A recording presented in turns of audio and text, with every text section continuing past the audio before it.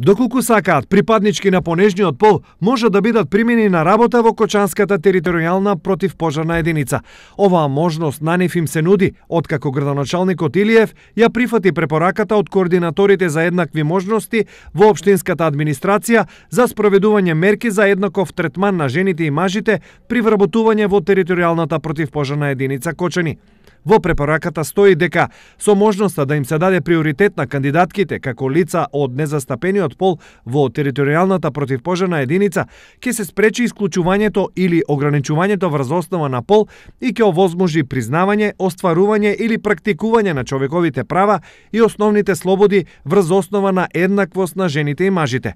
Тоа ќе придонесе и кон родова еднаквост, разбивање на родовите стереотипи и предрасуди што се поврзуваат со одредени професии, меѓу кои е и пожарникарството. Едновремено ќе овозможи и подобрување на економската положба на жените.